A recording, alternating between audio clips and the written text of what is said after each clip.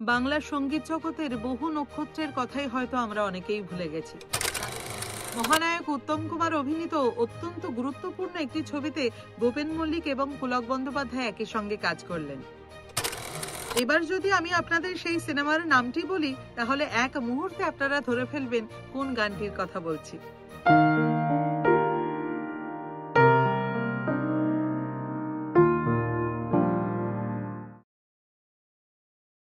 বাংলা সঙ্গীত জগতের বহু নক্ষত্রের কথাই হয়তো আমরা অনেকেই ভুলে গেছি।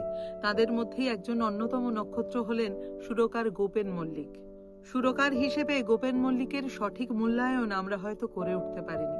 প্রথম জীবনে গোপেন মল্লিক ছিলেন প্রবাদ প্রতিম সুরকার কমল দাশগুপ্তের সহকারী। তারপর ওই সাহেবী গ্রামোফোন কোম্পানিতেই তিনি ফ্রিল্যান্স সুরকার হন। বহু অসামান্য গানের জন্ম দিয়েছেন তিনি। বহু ক্ষেত্রেই পুলক বন্দ্যোপাধ্যায় এবং গোপেন মল্লিক একসাথে কাজ করেছেন। গোপেন মল্লিক আগে কখনোই সুর করতেন না, অর্থাৎ সুরের উপর কথা নয়, ওনার থিওরি ছিল কথার উপর সুর হবে। তাই উনি সবসময় চাইতেন গীতিকার আগে গান লিখবেন, তারপর উনি সুর করবেন। রীতিমতো সুরকারের সঙ্গে আলোচনা করেই তবেই তিনি গান লিখতেন। আসলে গানের কথার বিষয়ে তিনি বোধহয় খুব খুঁতখুঁতে ছিলেন। পুলকবাবু বলছেন, গোপেন বাবুর জন্য গান লেখা ভীষণ প্রাণান্তকর পরিশ্রম। মহানায়ক উত্তম কুমার অভিনীত অত্যন্ত গুরুত্বপূর্ণ একটি ছবিতে গোপেন মল্লিক এবং পুলক বন্দ্যোপাধ্যায় একই সঙ্গে কাজ করলেন। উত্তম কুমারের বিপরীতে সেই ছবিতে নায়িকার ভূমিকায় ছিলেন সুপ্রিয়া দেবী। এই ছবির একটি গানের কথা বলতে গিয়ে পুলক বন্দ্যোপাধ্যায় বলছেন, উত্তম কুমার ও সুপ্রিয়া দেবী অভিনীত এই ছবিটি খুব হিট করলেও সেই ছবির গানগুলো তেমন জমেনি। ওই বিশেষ গানটি ছিল ডুয়েট, গেয়েছিলেন মান্না দে এবং সন্ধ্যা মুখোপাধ্যায়। এবার যদি আমি আপনাদের সেই সিনেমার নামটি বলি, তাহলে এক মুহূর্তে আপনারা ধরে ফেলবেন কোন গানটির কথা বলছি। সেই সিনেমাটির নাম হলো জীবন মৃত্যু, আর সেই ডুয়েট গানটি আজও সমানভাবে জনপ্রিয়। তাহলে কি সেই সময় ওই গানটি সমানভাবে সমাদৃত হয়নি? যাই হয়ে থাক না কেন, বাঙালি আজও সেই গানকে মনের মণিকোঠায় তুলে রেখেছে। কি সেই গান?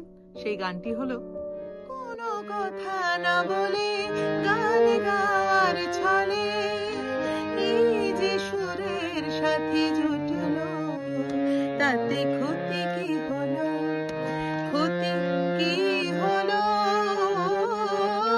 কোনো কথা না বলে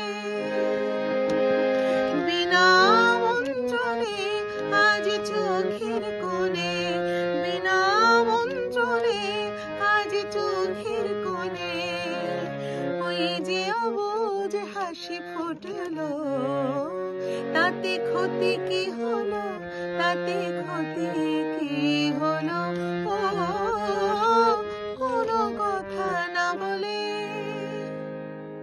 ভালো থাকবেন সকলে। আবার দেখা হচ্ছে নতুন পর্বে নতুন কোনো কাহিনী নিয়ে।